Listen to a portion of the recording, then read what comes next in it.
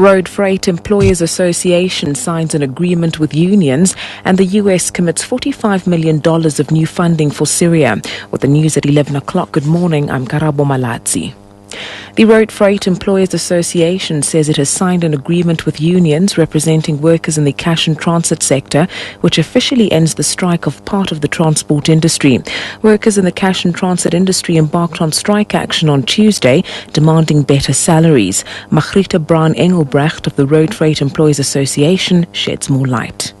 The RFEA and unions are continuing talks today. However, the cash and transit sector, which consists of 3 of our member companies, and Motor Transport Workers Union, which is the majority in that sector, they signed an agreement last night, which is similar to the proposal that we officially tabled last week Saturday prior to the strike commencing, which means that cash and transit workers will be resuming duty with immediate effect. Meanwhile, Transport Union Satawu in KwaZulu-Natal says the province is beginning to feel the impact of the strike by truck drivers after some petrol filling stations have reportedly run dry. Truck drivers have been on strike since Monday, demanding a salary increase of 12%. Nonkululeko Hlope reports.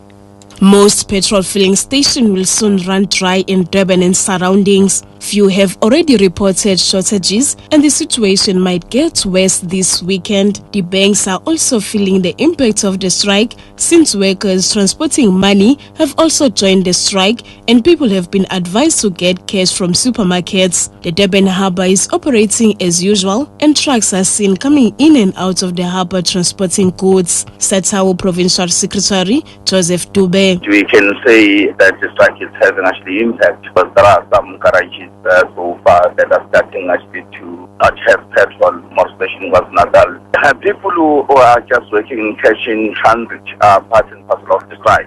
Dube has warned members of Satawu to refrain from violent acts. For SABC News, I'm Nonkululeko Hlope in Durban. KwaZulu-Natal police have called in several units, including the Crime Intelligence Unit, to help search for more than 10 girls who are still missing after being abducted by unknown men at Ishowe. The girls have been missing for 3 weeks. A 23-year-old woman who managed to escape from a container at a sugarcane field said the men who abducted the girls were taking turns in raping them. Police spokesperson Vincent Mdunge. We have intensified our police investigation, and we are following all possible leads. We have lobbied support from different investigative units, including crime intelligence as well as the local investigators. We also are lobbying support from the general community to come forward with any more information that they might have at their disposal in this regard. The management of Anglo Platinum Mine in Rustenburg in the northwest says striking workers who fail to appear before disciplinary hearings next week will be fined in absentia. Anglo Platinum spokesperson Mpumi Sithole says workers have been warned since Thursday of the possibility of having to appear before disciplinary hearings. Sithole says most of the workers received SMSs to inform them that they would have to explain to management why they shouldn't be fired for taking part in an unprotected strike. Workers at the company's Rustenburg operations have been on a wage strike for more than 2 weeks. They are demanding a monthly wage of 12,500 rand. Workers say they will defy management's order to return to work unless wage negotiations are reopened.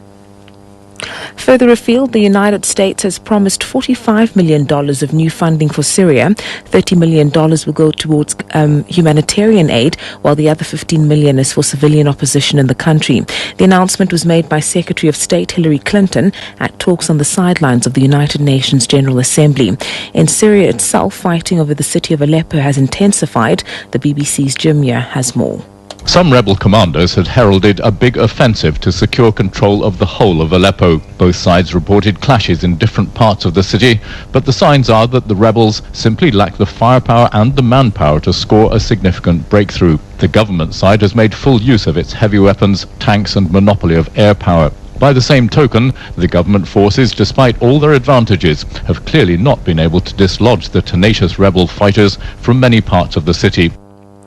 And finally, the Irish female singing sensation Celtic Woman has kicked off a whirlwind tour of the country in Gauteng at Carnival City in Brakpan last night and is on its way to Cape Town.